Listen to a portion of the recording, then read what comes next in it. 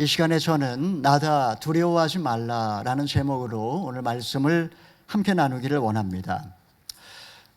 작년에 한 기업이 화성에 도시를 건설하겠다라는 그런 야심찬 계획을 발표했습니다. 2억 5천만 킬로미터 떨어진 화성에 도시를 세우겠다라는 이런 발표에 다들 코웃음을 쳤습니다. 우주공간은 은하철도 999가 마음껏 달릴 수 있는 그런 곳이 아닙니다. 그곳에는 자외선을 차단해주는 오존층도, 운석을 막아주는 대기권도, 몸을 유지시켜주는 중력도 존재하지 않습니다. 지난주 화성 하늘에 최초로 헬리콥터가 날았습니다. 라이트 형제가 처음 비행기를 띄운 지 118년 만의 일입니다. 대기 밀도가 지구의 1%밖에 되지 않기 때문에 헬기보다 5배 빨리 날개를 돌렸지만 3m 상공에서 39초 날다가 떨어졌습니다. 라이트 형제가 최초로 비행했을 때 59초 동안 290m 날았다고 하니까 화성에 도시가 세워지고 비행기가 나는 날도 멀지 않은 것 같습니다. 인간이 새처럼 하늘을 날고 두더지처럼 땅속을 다니고 물고기처럼 바다를 헤엄칠 수 있을까요? 사실 불가능에 대한 이런 인간의 도전은 끝이 없습니다. 건축기술의 발달로 두바이에 878m 빌딩이 세워졌고 중국에 35km나 되는 다리가 세워졌으며 일본에 9.5km의 해저 터널이 뚫렸습니다. 사실 얼마 전까지만 해도 불가능했던 그 모든 일들이 현대사회에서 다 현실로 일어나고 있다라는 것입니다. 여러분, 우리의 삶이 이렇게 날마다 불가능에 도전하는, 불가능을 가능케 하는 그런 도전의 연속이라면 우리의 삶은 얼마나 신바람이 날까요? 현실은 그렇지 못하다는데 문제가 있습니다. 세상은 갈수록 발전하고 변화하고 있지만 천정부지로 치솟는 집값 때문에 고민하는 분들 많이 계십니다. 경기 부양을 위해서 천문학적인 돈을 쏟아부으면서 사실은 이제 곧 엄청난 인플레이션이 올 거라는, 하루아침에 벼락거지가 될 수도 있을지 모른다는 그런 두려움이 번지고 있습니다. 인생 역전을 하고 싶지만 길은 보이지 않고 스스로 너무나 초라해져 보이는 그런 삶을 살아가는 분들이 참 많습니다. 자, 예수님께서 광야에서 보리떡 5개와 물고기로 2마리로 많은 무리를 먹이셨고 또 많은 병자들을 치료해 주신 사건, 우리 지난주에 한번 살펴보았습니다. 마술사들도 눈속임으로 요술을 행할 수가 있습니다. 하지만 아무리 마술사가 요술을 부린다고 해도 눈앞에서 오병이어로 5천 명을 먹인 이 사건은 사실 누구도 흉내낼 수 없는 기적이었습니다. 그 모습을 지켜보던 제자들과 5천 명의 무리들, 그들은 떨리고 황홀하고 신기한 이 놀라운 영적인 체험을 하면서 서로가 서로를 쳐다보며 감격하며 기뻐하며 아마 눈물을 흘렸을지 모르겠습니다.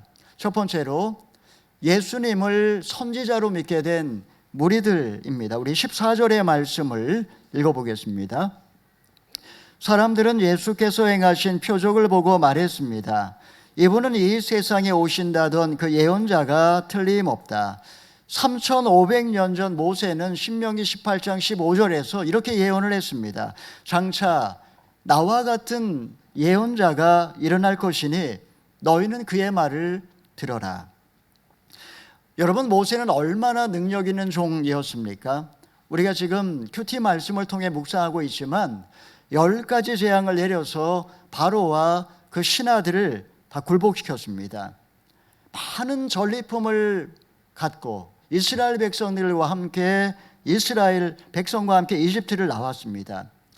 홍해를 마른 땅같이 건넜고 그리고 목마를 때 반석을 쪼개서 샘물을 나게 하였습니다.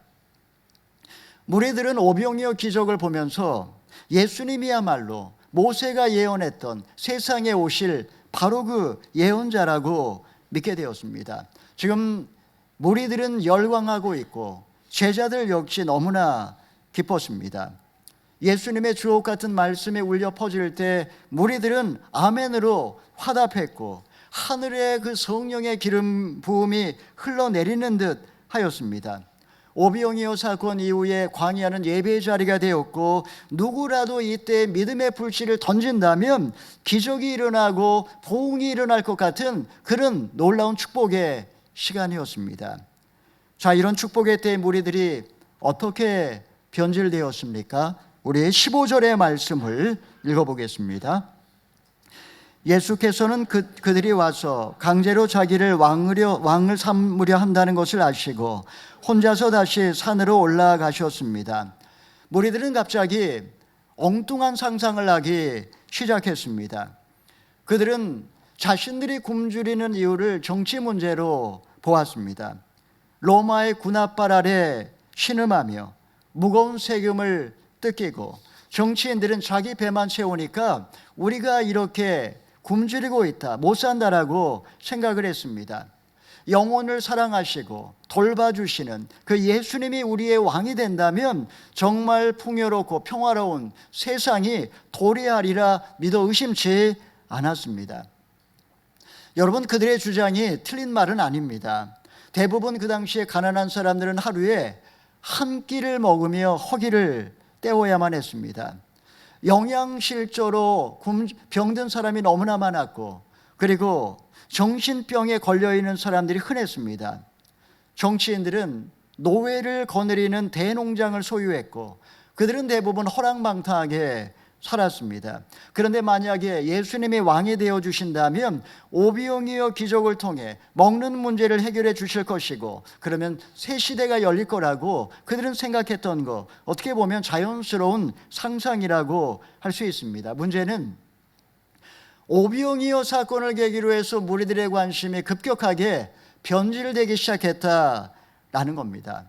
모세는 그의 말을 들으라고 당부했지만 그들은 예수님의 말씀에는 이제 관심이 없고 어떻게 하면 떡을 먹을 수가 있을까? 어떻게 하면 돈을 벌 수 있을까? 예수님을 정치적으로 이용해서 자신들의 욕구를 채우려고 했던 것입니다.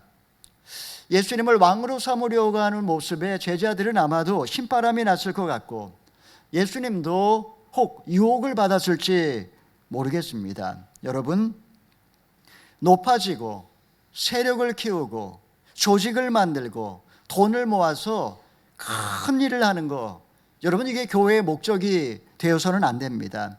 의리의리한 예배당을 짓기 위해서 교회에서 돈 얘기를 하고 그리고 어떤 정치적인 목적을 가지고 그런 이슈화를 시키는 거, 이것도 절대 옳지 않은 일입니다. 예수님은 낮아지고 죽어져야 세상을 구원할 수 있다라고 끊임없이 가르치고 계시는데 사람들은 하나님의 능력을 이용해서 높아지려 하고 소유하려 하고 성공하려고 하기 때문에 교회가 변질이 되고 우리의 신앙이 부패하는 것입니다.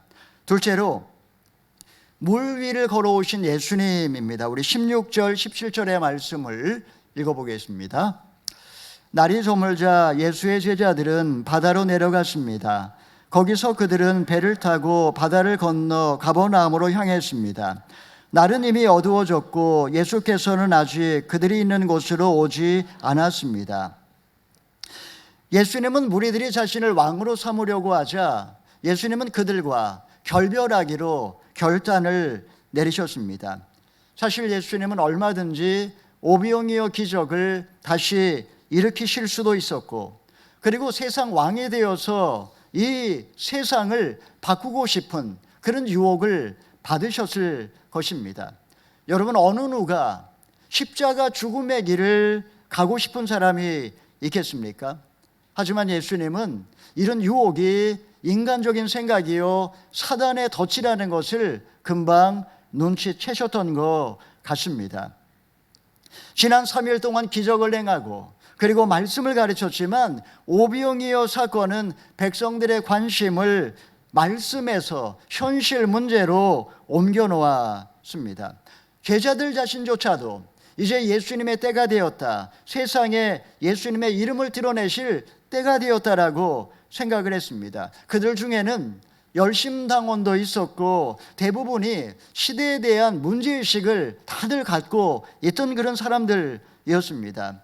날이 저물자 예수님은 제자들을 백성들과 구별하여 이제 배를 태워서 반대편으로 보내셨습니다. 그 후에 예수님은 어디로 가셨을까요? 예수님은 산으로 올라가셨다라고 했습니다.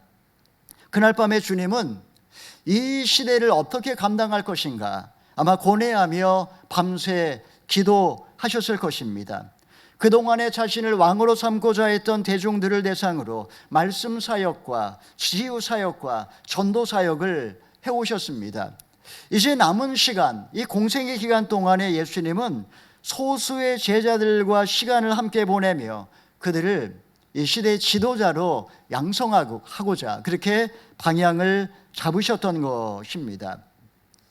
한편 그날 밤 바다를 건너가던 제자들에게 어떤 일이 벌어졌습니까? 우리 18절의 말씀을 읽어보겠습니다.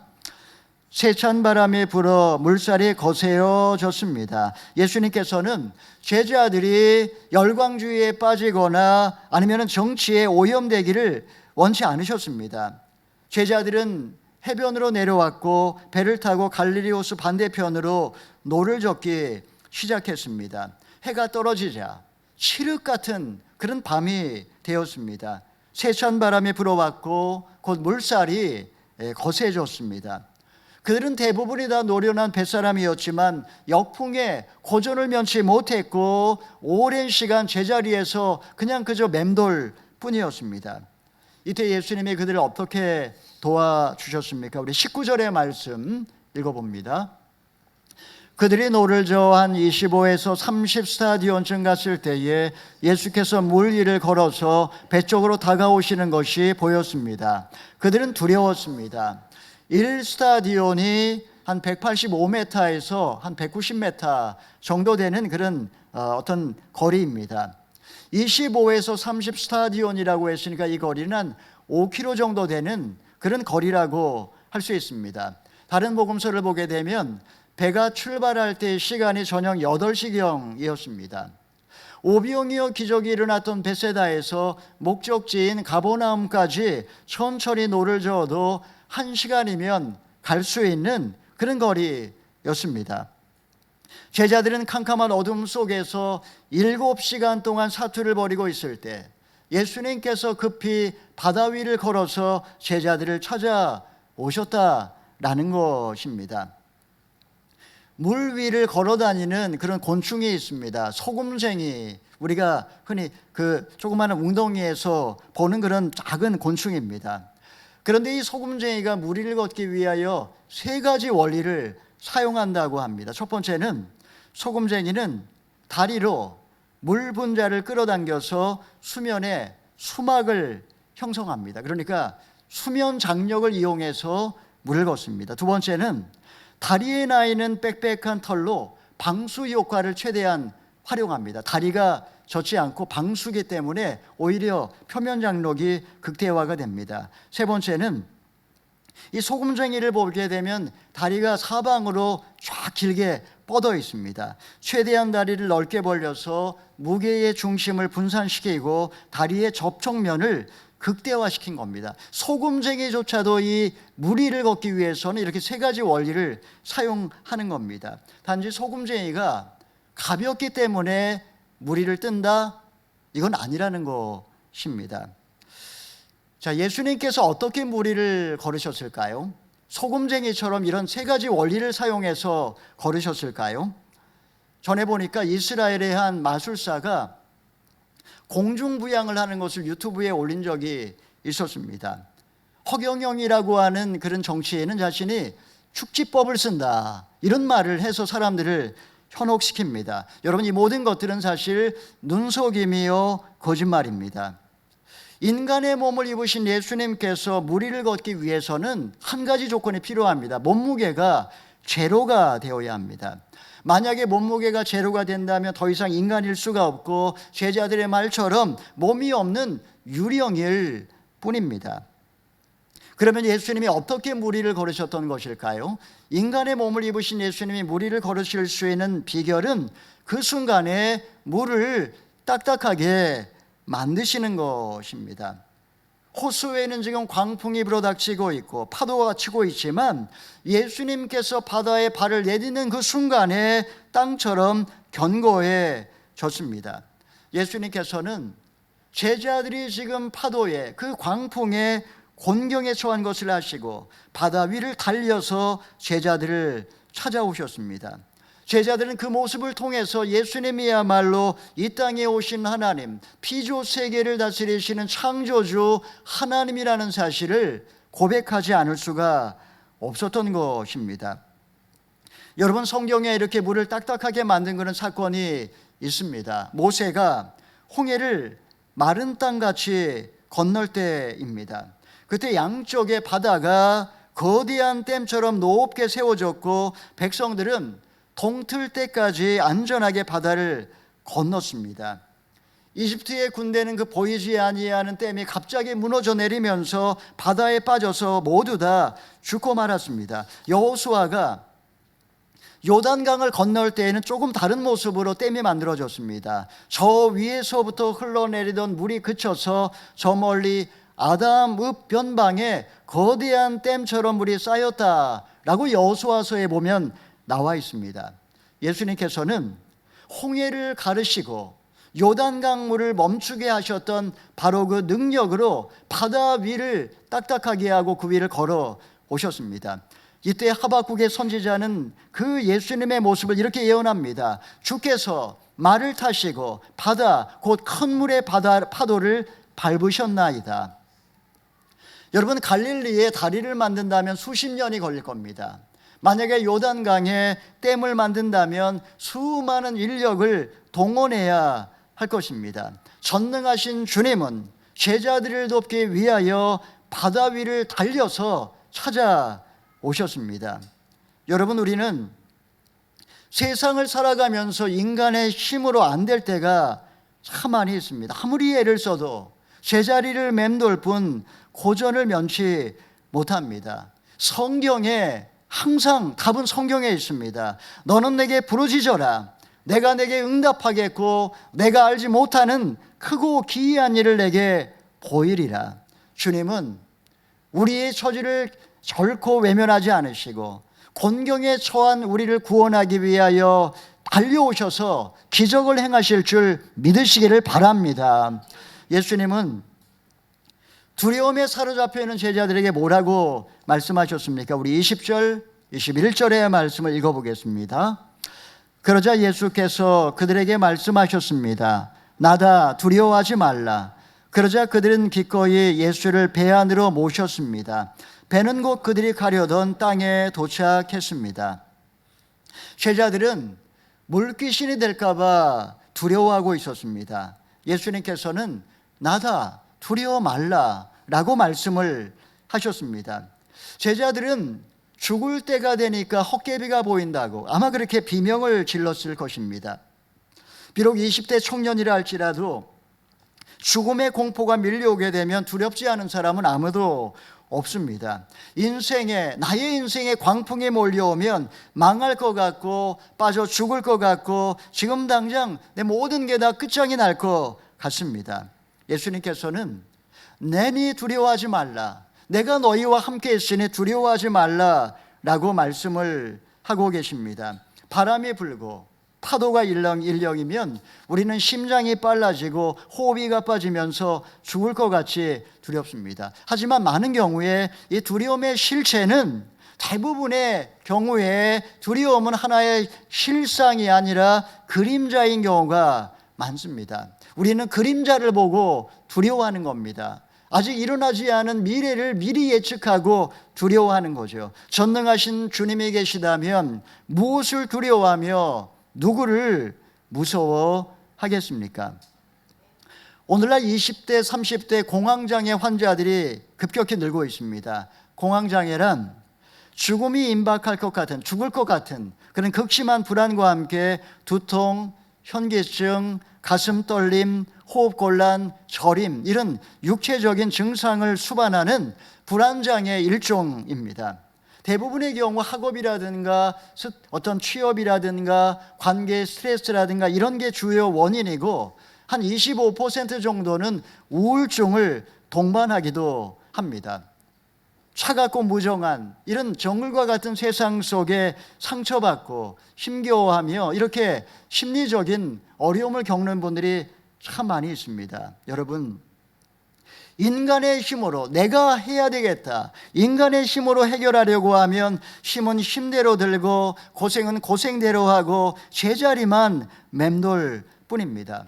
만약에 내 인생에 답이 보이지 않는다면 해답은 언제나 본질로 돌아가는 겁니다. 나다, 두려워하지 말라. 우리가 기도하면 주님은 물 위라도 달려오셔서 도와주십니다. 교회와 가정의 주님을 모시고 우리의 자녀들과 함께 부르짖어 기도하면 아무리 힘들고 불가능해 보이는 문제라 할지라도 반드시 해결될 줄을 믿으시기를 바랍니다. 세 번째로, 썩지 않을 양식을 위하여 일하라 말씀하십니다. 우리 24절, 22절, 24절까지 읽어보겠습니다. 그 다음날 건너편 바닷가에 남아있던 많은 사람들은 그곳에 배가 한 척밖에 없던 것을 예수께서 제자들이 탄 배에 오르시지 않고 제자들끼리 건너갔다는 것을 알았습니다. 그때 디베라로부터 온 몇 척의 배가 주께서 감사 기도를 드리고 사람들에게 빵을 먹이셨던 그곳 가까이에 닿았습니다. 그 사람들은 예수나 제자들이 모두 그곳에 없다는 것을 알고 다시 배를 타고 예수를 찾으러 가버나움으로 갔습니다. 오랜만에 포식을 한 무리들은 그날 밤 달콤한 꿈을 꾸고 아침에 눈을 떴습니다. 변함없이 또다시 배가 고파왔고 뱃속에서 밥을 달라는 그런 아우성 소리가 들렸습니다. 그들은 어제 그 오병이어 사건이 떠올랐습니다. 누가 먼저랄 것도 없이 사람들은 예수님을 찾기 시작했습니다. 광야로 가보니 예수님이 보이지 않았고 바닷가로 가보니 배도 보이지 않았습니다. 우리 25절의 말씀 읽어봅니다. 그들은 바다 건너편에서 예수를 발견하고 물었습니다. 라피어, 언제 여기에 오셨습니까? 무리들은 예수님을 만나기 위하여 심지어 배를 갖고 반대편 가버나움까지 노를 저어 찾아왔습니다. 해변에 그 바다에 그 배가 없는 사람들, 배를 탈 수 없었던 사람들은 해변길을 따라서 달려왔다라고 다른 복음서에 나와 있습니다. 마침내 그들이 예수님을 발견했을 때 그 기쁨이 얼마나 컸을까요? 그들이 뭐라고 말합니까? 라피여, 언제 여기까지 오셨나이까? 그들의 열정은 제자들의 혀를 차게 만들었습니다.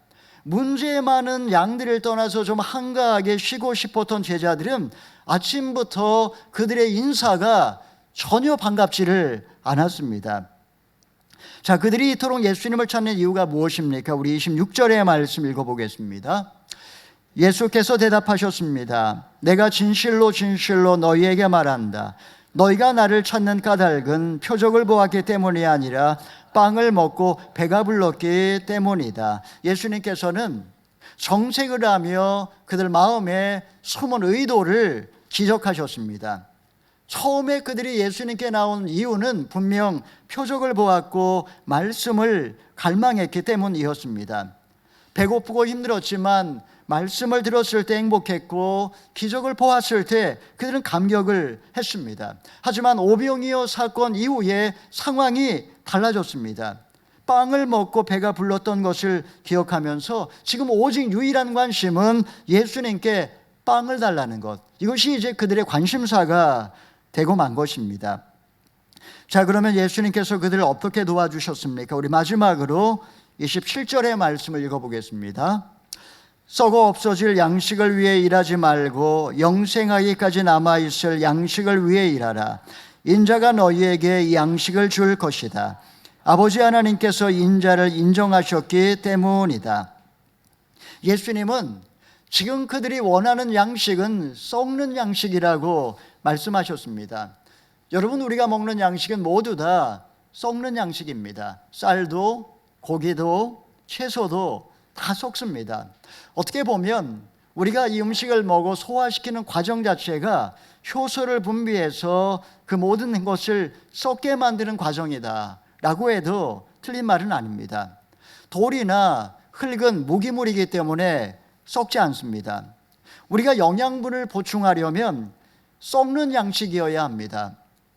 본문은 우리에게 썩는 양식이 필요 없다 이런 말씀을 하시는 것이 아닙니다. 사실 사람이 먹을 것이 없어 배고플 때처럼 서러운 일도 없습니다. 예수님께서는 먹는 문제가 중요한 것을 아셨기 때문에 가나안 혼인잔치에서 물을 포도주로 변화시키셨고 또 굶주린 백성들에게 오병이어 기적을 통해 먹이기도 하셨습니다. 본문의 말씀은 배불리 먹고 안정된 삶을 사는 것과 차원이 다른 또 다른 삶이 있음을 기억하라는 것입니다. 사실 사람들이 배가 부르면 우리에게 영적인 소원이 급격하게 식는다라는 것, 여러분 이것을 잊을 때가 참 많이 있습니다. 우리는 정반대로 항상 이야기를 합니다. 양식이 풍족하고 배가 불러야만 예수님도 잘 믿고 신앙생활도 잘 할 수 있는 것 아닐까? 예수님께서 떡을 배불리 먹여주신다면 우리의 귀에 말씀이 더 잘 들리고 교회에서 더 열심히 봉사할 수 있지 않을까?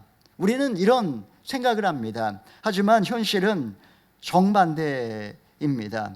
배가 부르고 부족함이 없으면 예수님을 찾지 않습니다. 안작대기가 되면 순국선열의 숭고한 뜻을 기억하면서 나라와 민족을 위해서 하나님의 영광을 위해서 내가 어떻게 살 것인가 이런 고민을 하는 사람 별로 없습니다. 이런 휴가가 되면 오늘 무엇을 먹을까, 무엇을 마실까, 이번 주말에 어디에 가서 놀까 이런 고민을 하는 게 인간이라는 것입니다. 주 5일째가 되면서 이 교회가 예배가 줄어든 이유가 다 여기에 있는 겁니다. 예수님은 영생하기까지 남아있을 양식을 위해 일하라고 말씀하셨습니다.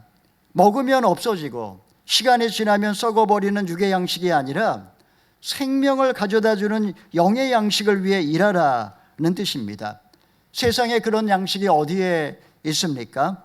인자 곧 예수께서 우리에게 내려주실 거라고 그렇게 말씀을 하십니다. 예수님 자신이 생명의 양식이기 때문에 예수님에게 관심을 갖고 예수님의 말씀에 귀를 기울이고 예수님의 인격과 삶을 닮아가는 것, 이것이야말로 생명의 양식이라는 것입니다.